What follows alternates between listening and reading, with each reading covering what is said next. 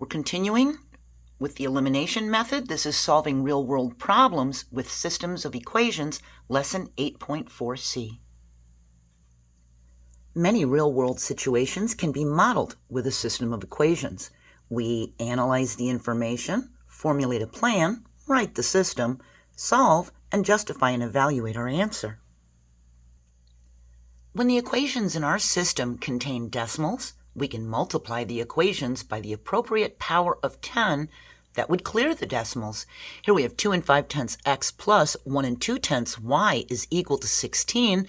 We can clear these decimals by multiplying the equation by 10. That'll give us 25x plus 12y is equal to 160.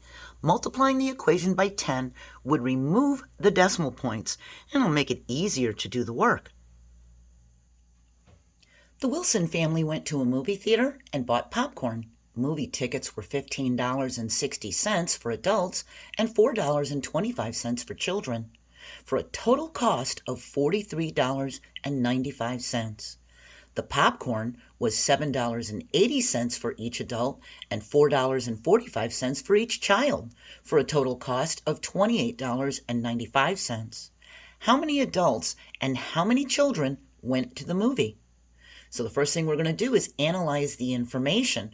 We see that we have adults and children for the movie tickets, and we have adults and children for the popcorn. The answer is going to be the number of adults and children.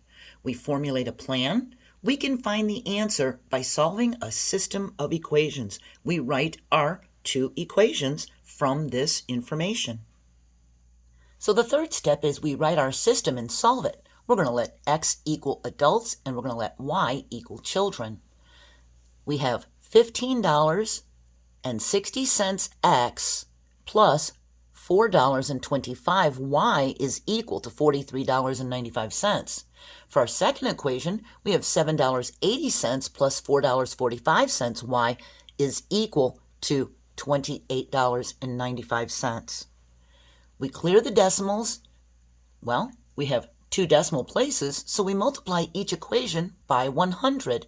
We multiply the first equation by 100 and the second equation by 100. We've cleared the decimals, and now we have 1,560x plus 425y is equal to 4,395, and we have 780x plus 445y is equal to 2,895.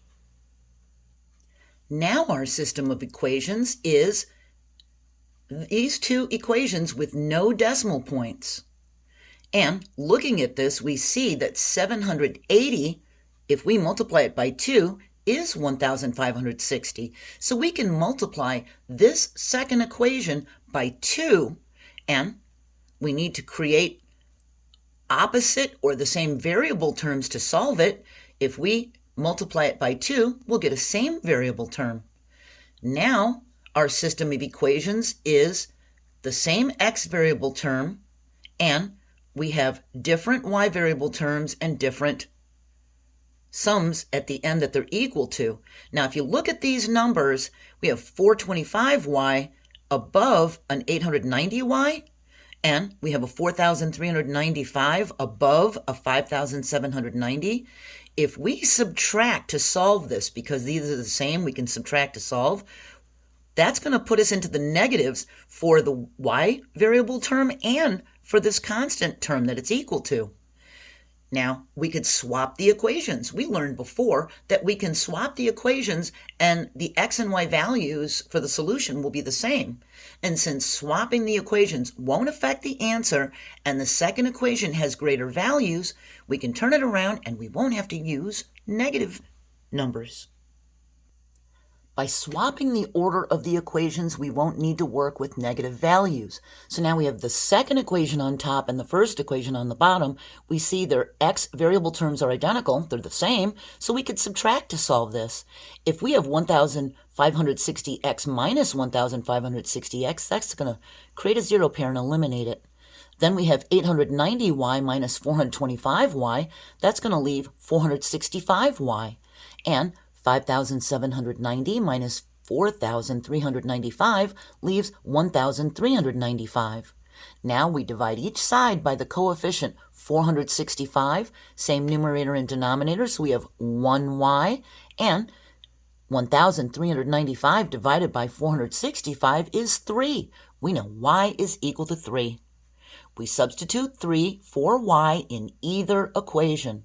So I substituted it into the one that had a 425y. So now we have 425 times 3, which is 1,275. We subtract the 1,275 from each side of the equal sign. We create a zero pair here and eliminate it. Now we have 1,560x is equal to 3,120. We divide each side by 1,560, get the same numerator and denominator, so it's 1x, and 3,120 divided by 1,560 is 2. We know our solution is 2 for x, 3 for y. That means there's 2 adults and 3 children. That's the solution to the problem. Now, we didn't have to multiply by 100 to remove the decimal points to solve the system. The solution would still be 2 for x, 3 for y, 2 adults, 3 children, but we would have needed to work with decimals. That may have taken a little longer when we multiplied and divided. In step 3, we could have multiplied the second equation by 200 instead of 100, then 2.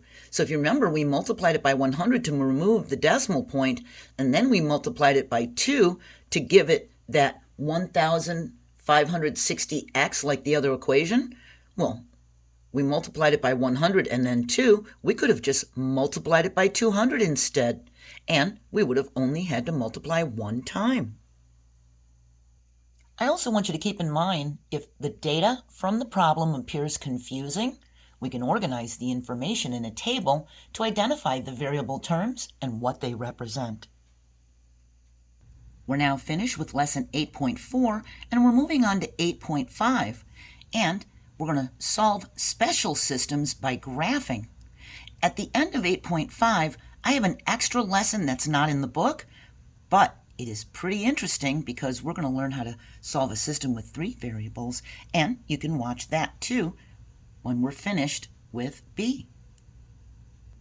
Keep up the good work. We're more than halfway finished with 8th grade math. We're getting there. You have a great day, and join me for the next lesson. Bye.